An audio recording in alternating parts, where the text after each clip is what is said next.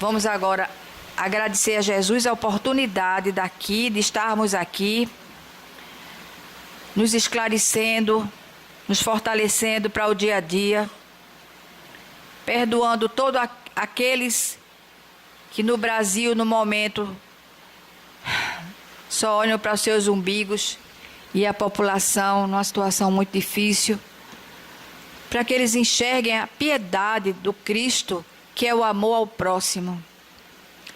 E agradecer ao Senhor Jesus por estar aqui, me alimentando dessa convivência maravilhosa que somos todos nós, irmãos em Cristo. Que assim seja. Queridas irmãs e queridos irmãos em Cristo, boa noite. Nosso tema está aqui no mandamento maior. Essa doutrina, que é a doutrina dos espíritos superiores, e ela é nova, tem 161 anos, feitos em 18 de abril deste ano, mas o seu conteúdo nos traz informações que só aquele que não quer, não aprende.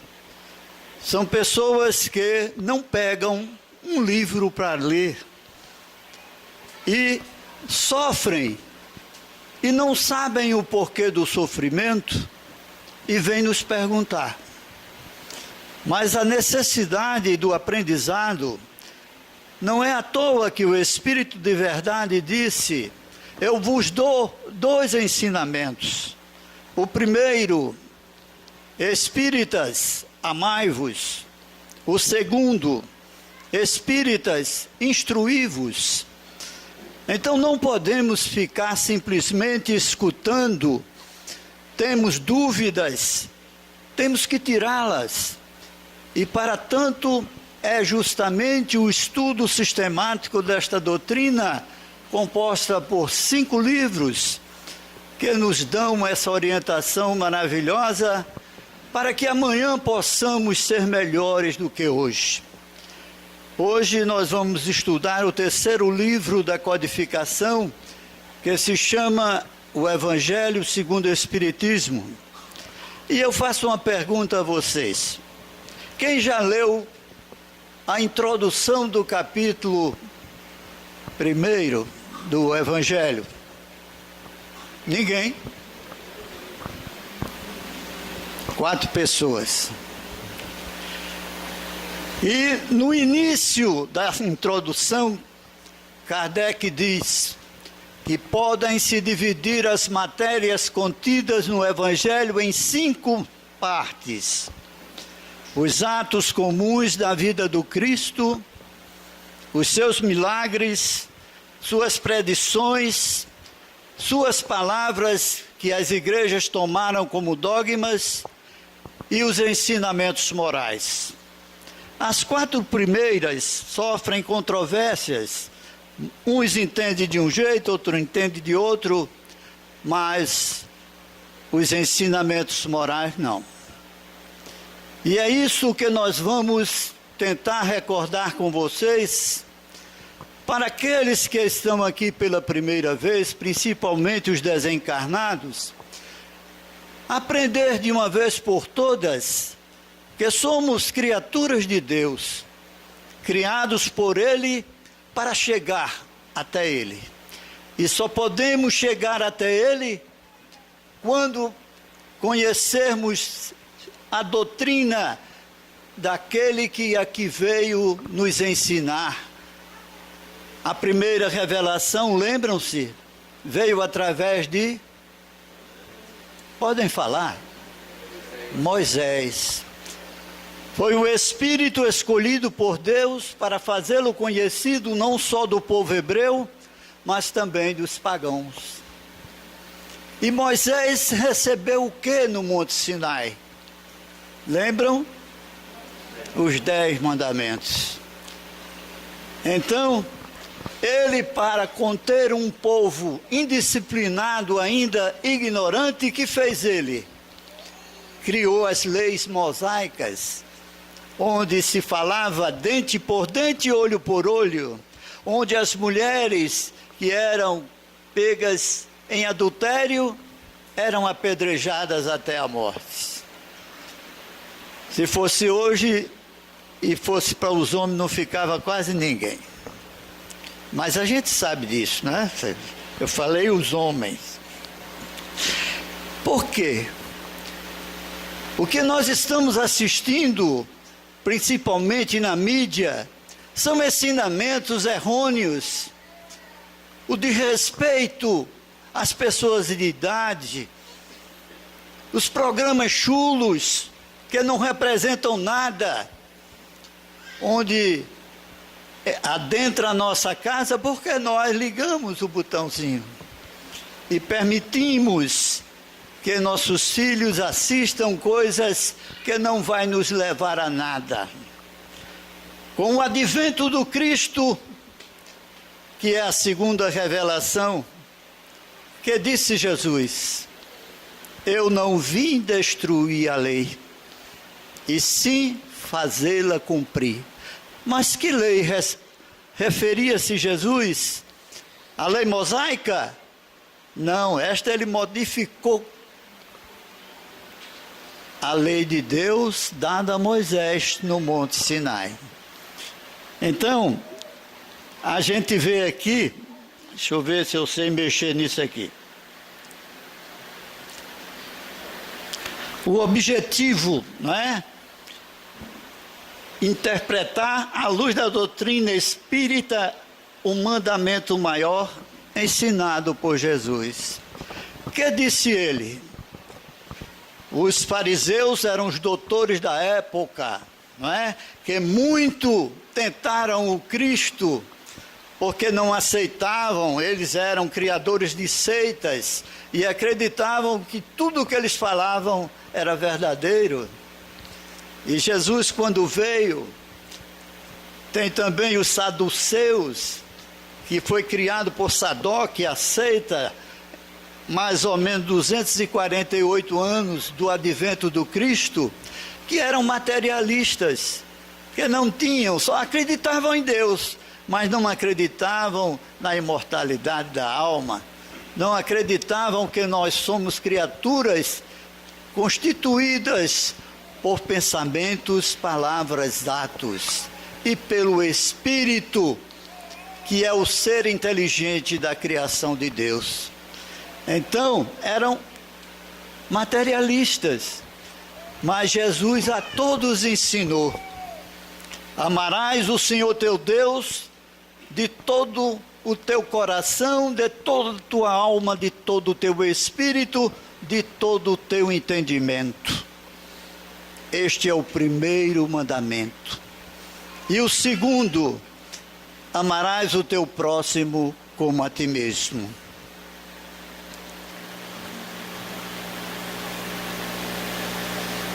Voltei, ó, tá vendo? Eu não gosto disso, não tem.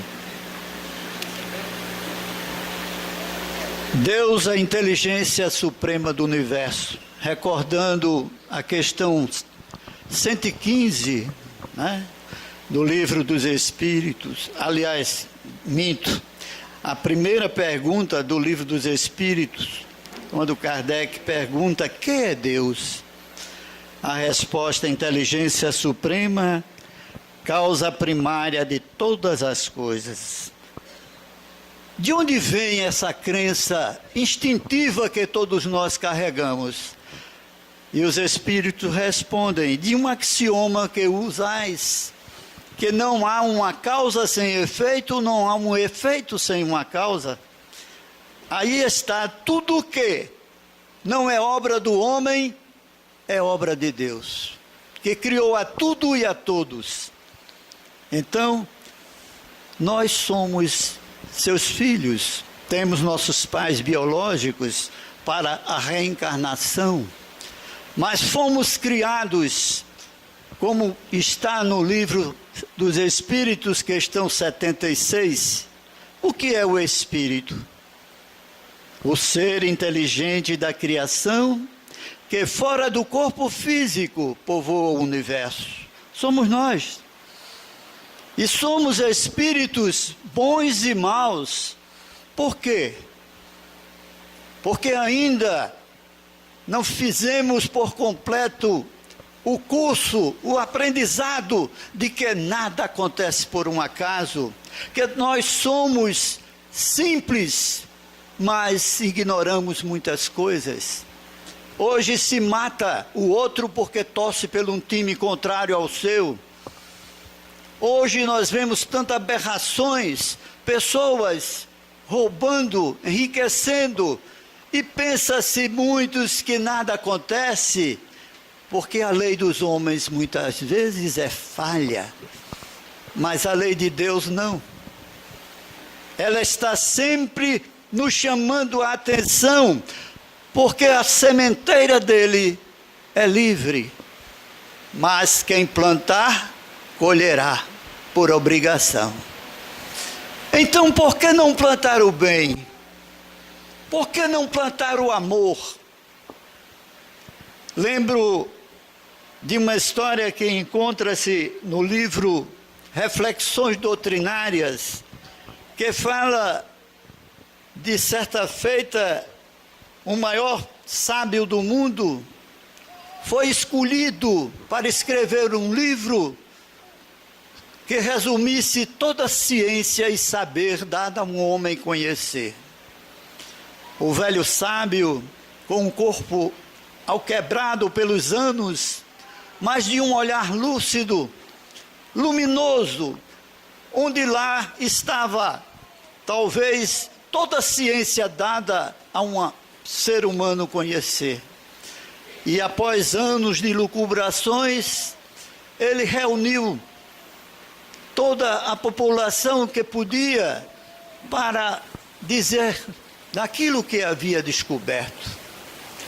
E no momento, o auditório repleto, ele toma do microfone, abre um livro de folhas alvíssimas, nunca utilizado, pega uma caneta e escreve uma palavra, uma única palavra, fecha e diz: tudo o que acontece no universo se deve àquilo que eu acabo de escrever. É o imã que tudo atrai, que cria, que embeleza, que modifica, e é a própria razão de viver. Todos ficaram curiosos. Mestre, mostra-nos que palavra mágica é essa. E ele abre e mostra para todos os presentes. A palavra estava escrita: amor. Mas ele não se referia ao amor sexual, carnal, maternal, fraternal, não. Ele referia-se ao amor de nosso Senhor Jesus Cristo, que aqui veio, há mais de 2000 anos, nos ensinar como amar. Há muitas espécies de amor, mas o amor tem que ser livre, desinteressado. Amar quem nos ama é fácil, mas nós temos que amar aqueles que ainda não aprenderam como nós estamos aprendendo. Eu sei a dificuldade que é. Há pessoas que dizem: miserável, Deus está vendo, vai me pagar. Para que isso? Deus vê tudo. Mas quem planta, colhe. Não é Ele que nos pune. Ele nos quer para Ele, porque Ele nos criou para chegarmos até Ele.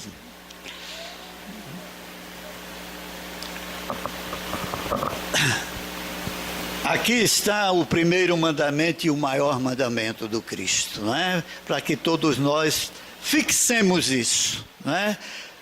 O que é o amor a Deus? Como eu posso amar a Deus? Não fazendo ao meu próximo o que eu não quero que me façam. É uma das questões.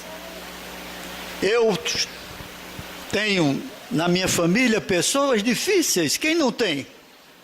Mas de repente a gente aprende que aquelas criaturas necessitam de um amor, de uma atenção, de uma orientação, porque ninguém aprende sozinho.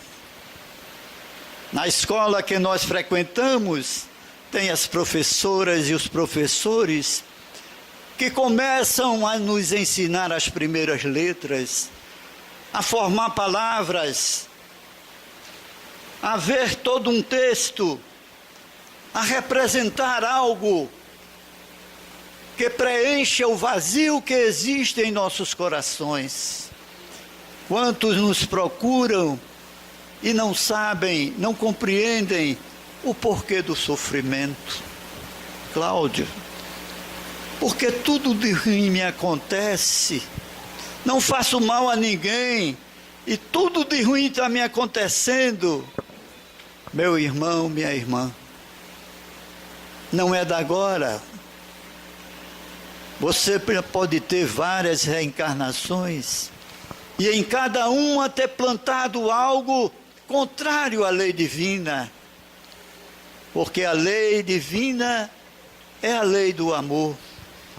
Bem-aventurados os aflitos, são as bem-aventuranças do Cristo, que pouca gente recorda. Aflição não é coisa ruim tão somente. A aflição daqueles que, por exemplo, gastam mais do que podem, se endividam.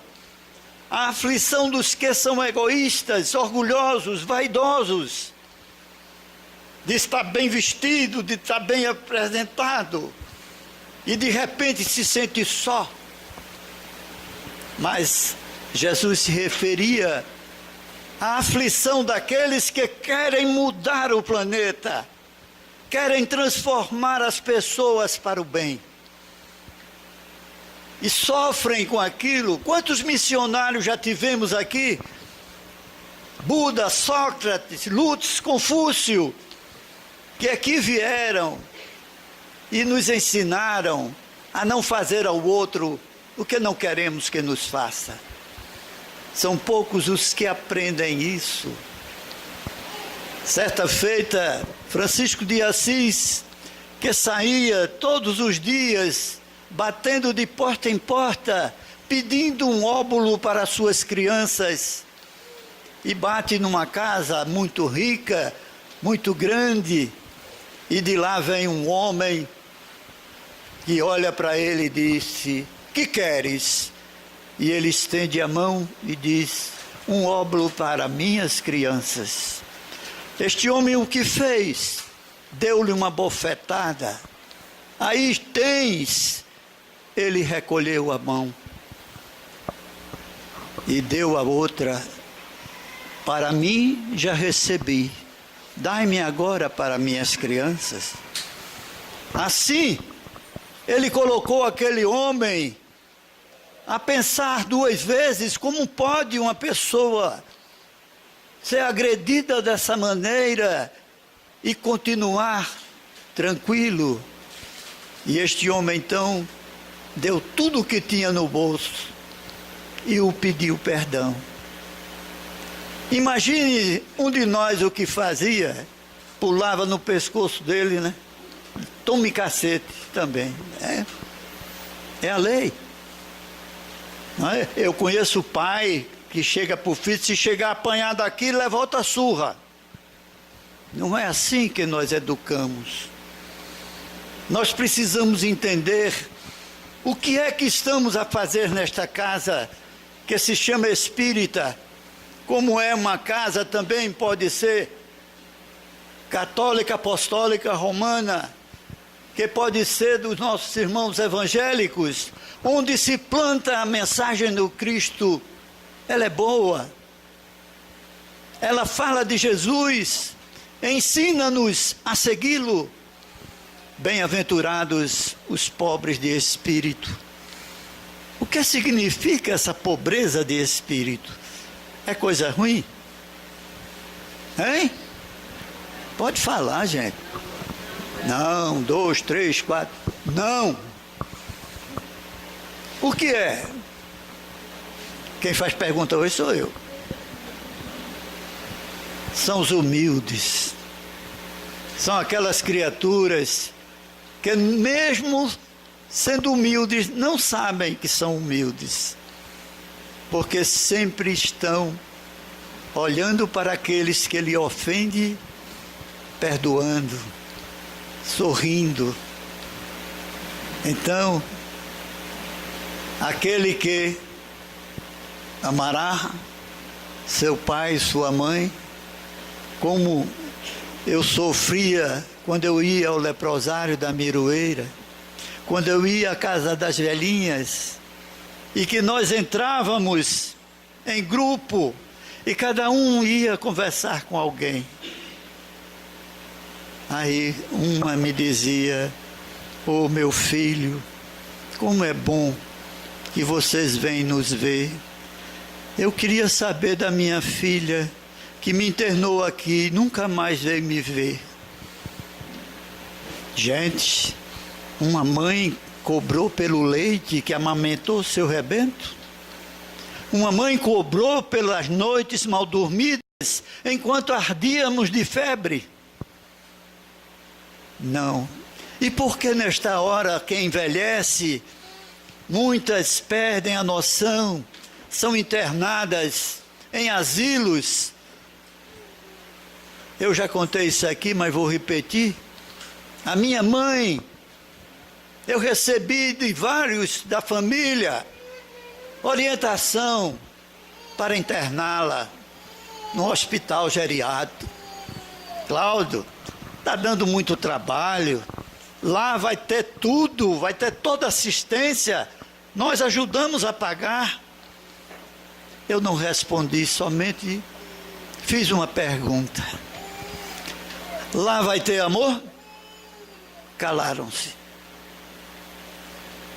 Porque o amor, gente, não vem assim daqueles que nada tem de sanguíneo conosco. Ontem a televisão mostrou uma mãe que foi levada pelo filho sentindo-se mal. E a médica estava vendo o celular. Que é uma coisa, é uma doença, gente. Me perdoe falar isso. Você vai no trânsito, o caba está com o celular. Gente, pelo amor de Deus, de repente bate, provoca a morte de alguém. Tem hora para tudo.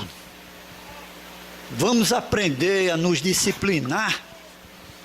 Vamos aprender a amar. Porque o amor, ele é expansivo. Ele se transforma. Ele transforma as pessoas.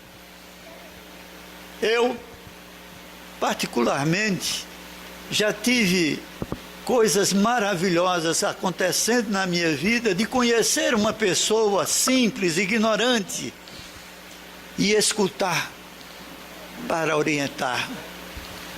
Essa pessoa retornou, anos depois, dizendo: "Doutor Cláudio, eu estou empregado graças ao senhor."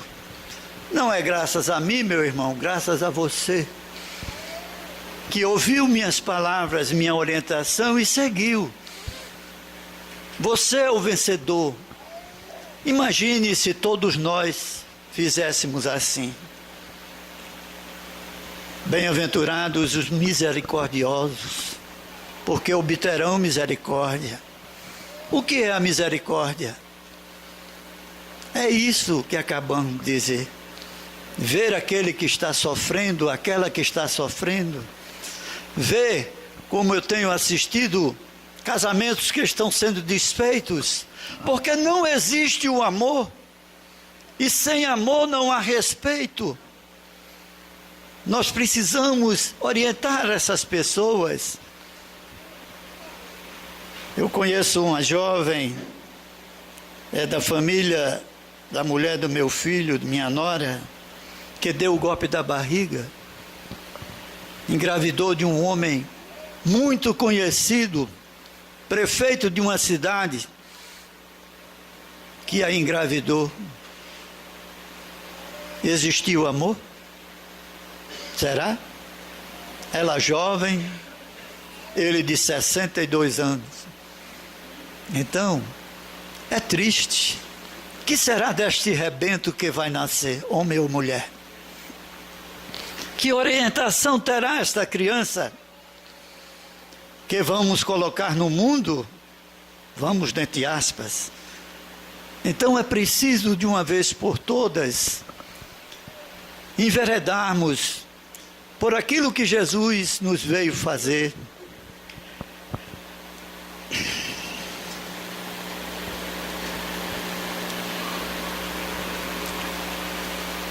O doutor da lei que tentou o Cristo: mestre, que farei para herdar a vida eterna?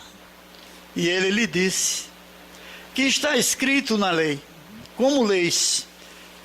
E respondendo ele disse: amarás o Senhor teu Deus de todo o teu coração, de toda a tua alma e de todas as tuas forças e de todo o teu entendimento, e ao teu próximo como a ti mesmo.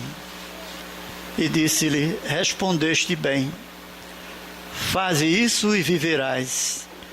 Ele, porém, querendo justificar-se a si mesmo, disse a Jesus: e quem é meu próximo? Vocês sabem? Quem é meu próximo? É Cláudio? César? Juliana? Alguns dos senhores, das senhoras? Sim. Até aqueles que não nos conhecem são meu próximo. São filhos de Deus. São criaturas que muitos trazem seus sofrimentos para libertar-se. E nós temos a alegria, o prazer de ajudá-las a sair desses momentos onde tudo na nossa vida dá errado, onde nada dá certo. E não é amaldiçoando, não é dando palavrão que nós vamos nos libertar, gente. É seguir Jesus. Aquele que veio nos falar da mansuetude. Dizer que a mansuetude é um dom que nós conquistamos em saber ouvir, em não ser aquele que diz assim: comigo bateu, tomou, eu não levo desaforo para casa. Por que não? Aqueles que nos ofendem, que nos agridem, são ignorantes ainda. Por que nos trocar com ele, se nos consideramos mais sábios? Por que não olhar para eles e, se tivermos oportunidade, dizer: fulano, fulana, não é por aí, tenha calma, vamos conversar. Mas não. Tem pessoas que não querem, vão logo respondendo na hora.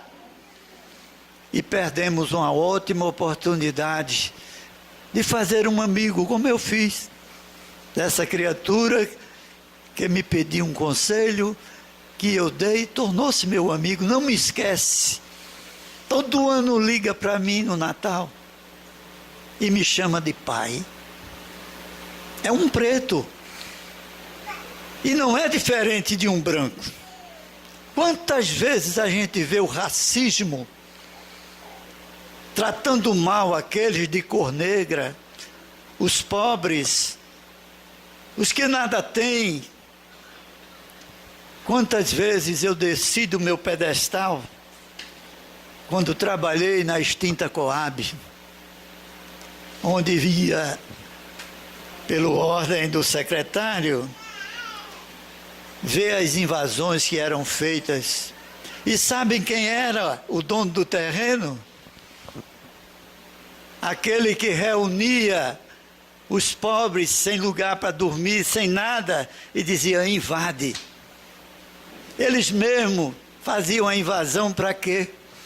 Para obrigar o governo a comprar a terra e fazer as casas. Então vejam, essa criatura dorme tranquila? Não creio. E eu descobri isso, que muitos que lá estavam começaram a ter confiança em mim e diziam: quantas vezes adentrei num barraco de papelão, coberto com aquela lona preta. Entrei uma jovem grávida, de repente sai lá da porta de trás, 2 crianças. Tio, estou com fome, a barriga cheia de verme, famintos.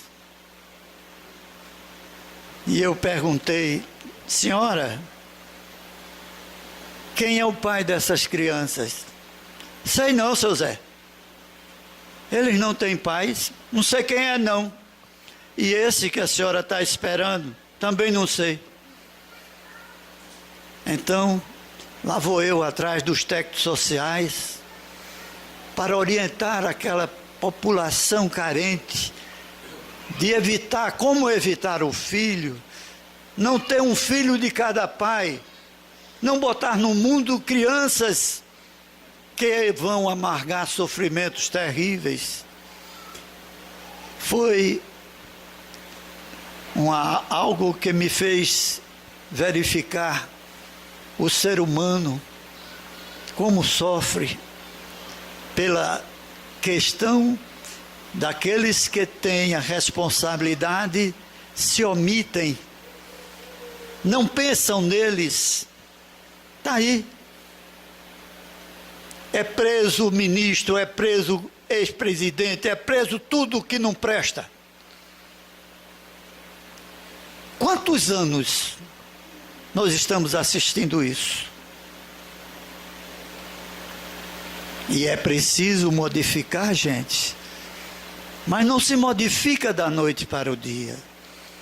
Nós precisamos ionizar os nossos pensamentos. Não é olhando aquele, aquela e o julgando, porque nenhum tem direito de ser julgado por nós. Jesus disse: não julgueis para não seres julgado. E nós estamos em pleno século 21, estamos amargando e vendo os sofrimentos até no entretenimento que nós vamos buscar. De repente, entra alguém com uma arma, atira, matando várias pessoas. Aí nos perguntam, aquelas criaturas que foram atingidas, mas por que, Cláudio? Porque mereciam. Nada acontece por acaso. Eu sempre falo da criancinha que está no colo da vovó, da mamãe, na calçada, tomando uma fresquinha, vem uma bala perdida e a mata.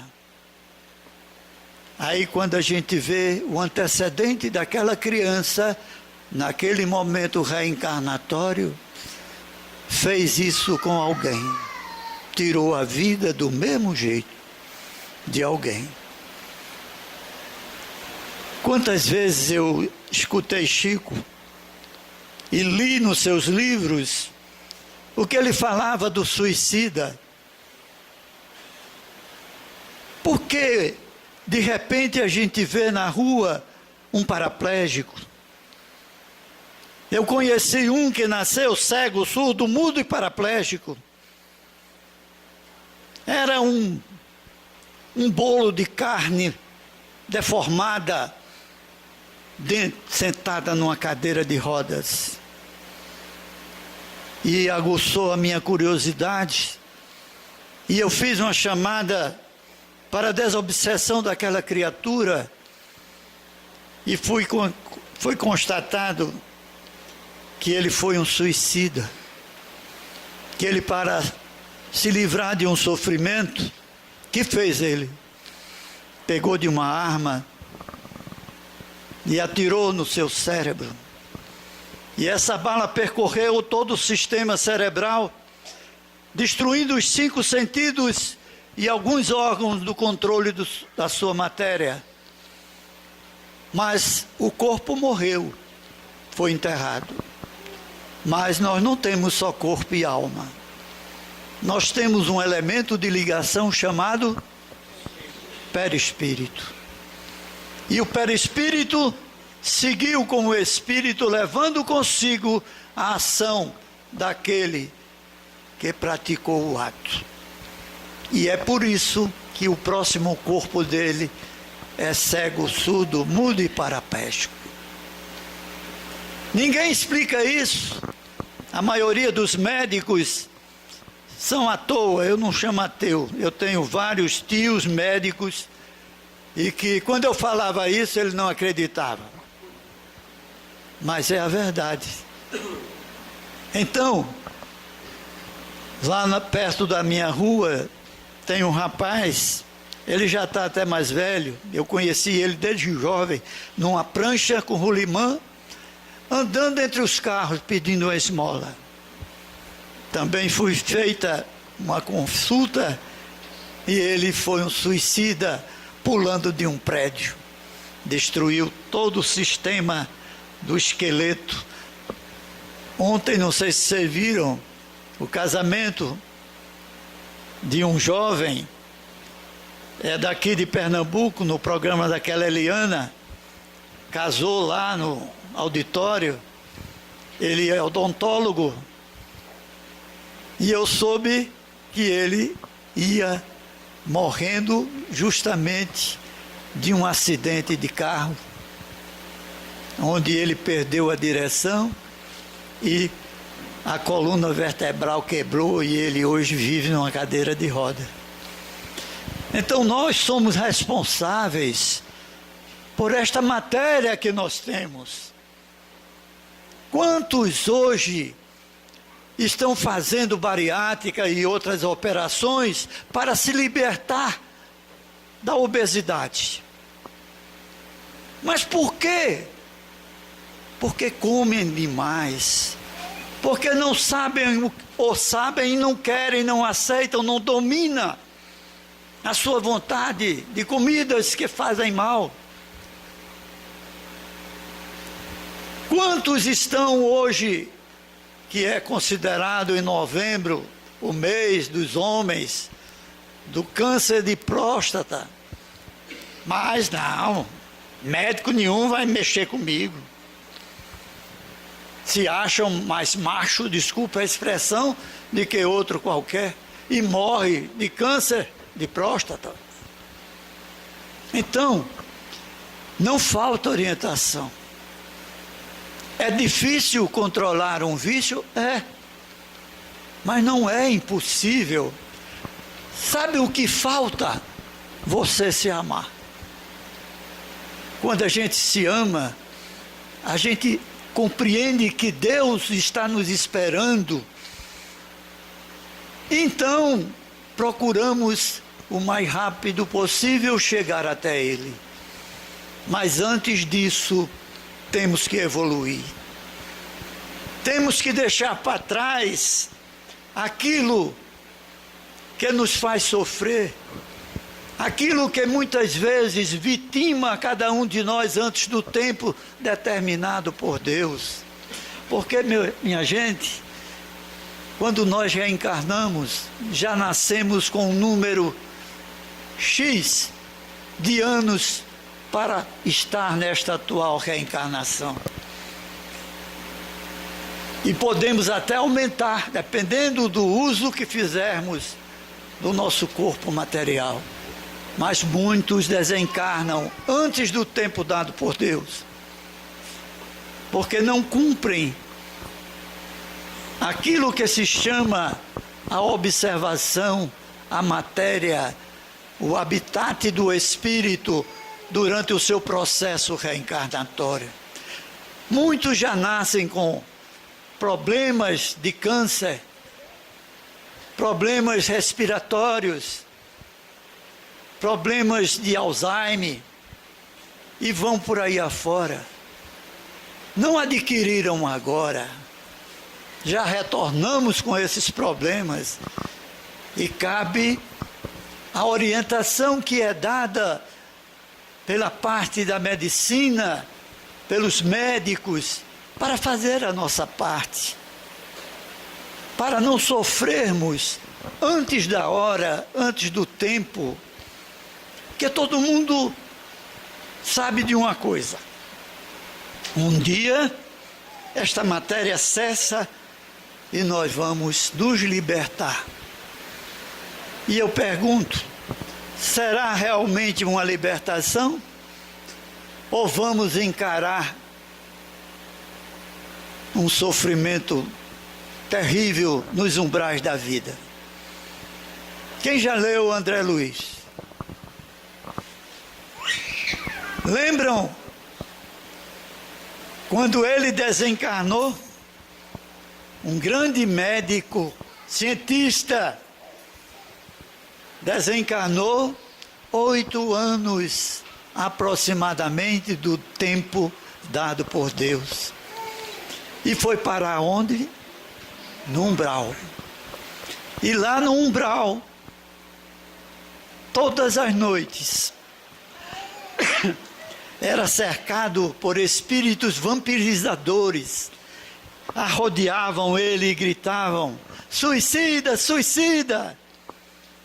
Até que ele não aguentou, ajoelhou-se e fez uma prece e foi socorrido, porque aquela prece vinha do fundo do seu coração. E ele foi levado à colônia Nosso Lar. E lá ficou aos cuidados do enfermeiro Lícias. E certa feita Lícias estava na porta do quarto dele e outro enfermeiro veio e disse: Lícias, quem está aí neste quarto que você está cuidando? Ele disse: é André, o suicida. Ele ouviu e ficou fulo de raiva. Quando Lícias entrou, ele disse: que história é essa de você estar dizendo que eu sou suicida? Eu passei 4 horas na mesa de operação, lutando pela minha vida, mas não consegui. Eu morri na operação. E você está me chamando de suicida? Ele disse: André, há 2 formas de suicídio. O suicídio de forma direta, onde nós atentamos diretamente, ou com uma arma, ou pulando de um prédio, ou vamos para o mar, vamos para qualquer lugar. E ao suicídio de forma indireta. Quantos eu tenho a certeza nesta sala aqui são suicidas de forma indireta, encarnados e desencarnados? Cigarrinho. Será que os nossos pulmões foram feitos para receber nicotina continuadamente? Vocês já viram um pulmão de um fumante, como eu vi do meu pai, depois de 25 anos sem fumar, preto de nicotina, coberto de câncer? Foi dali, há 2 meses, desencarnou, depois de 25 anos. É o tóxico. É a bebida alcoólica.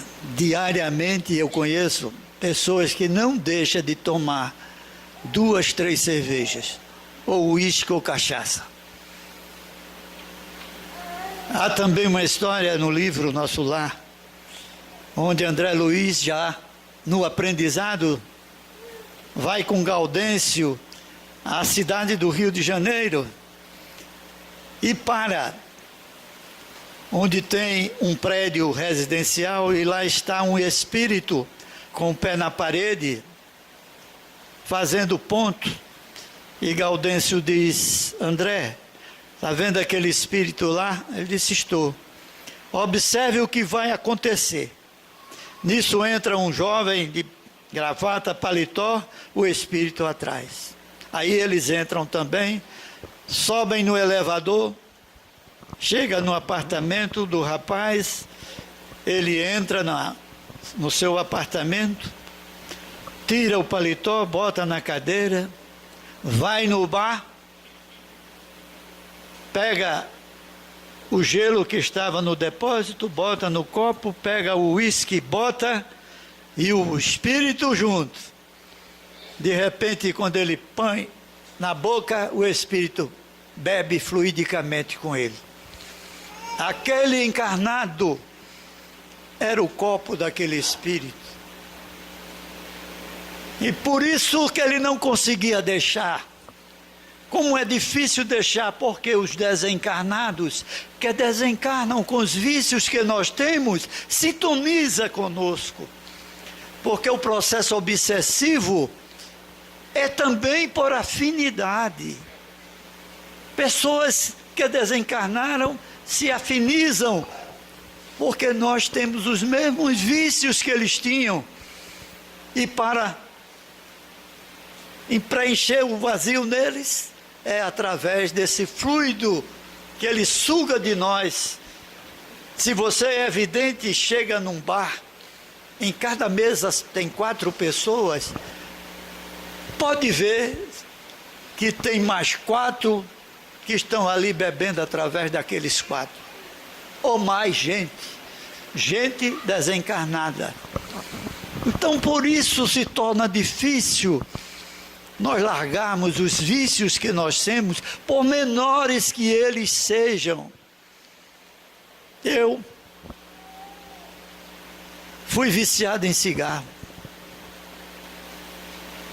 Fazem 48 anos que eu me formei e 48 anos que eu deixei de fumar. E lembro quantas vezes tirei o carro da garagem de madrugada para ir no Baixo Meretício comprar um maço de cigarro, porque era onde eu ia encontrar um bar aberto.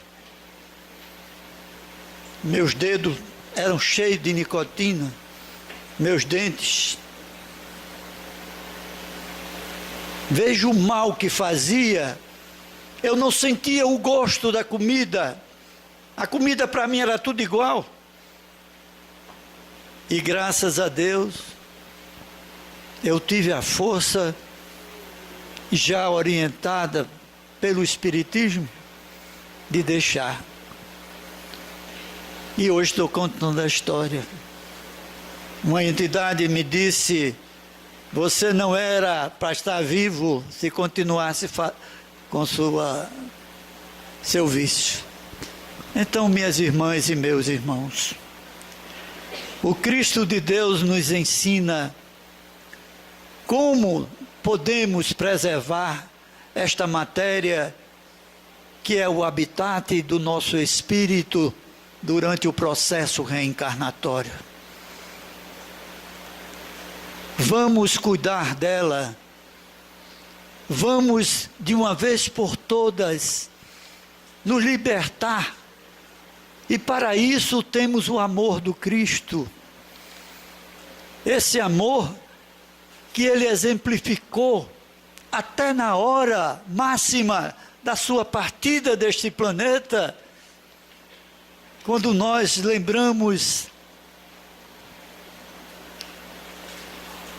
na Semana Santa, quantas vezes eu me emociono em vendo aqueles atores, aquelas atrizes fazendo a ceia larga,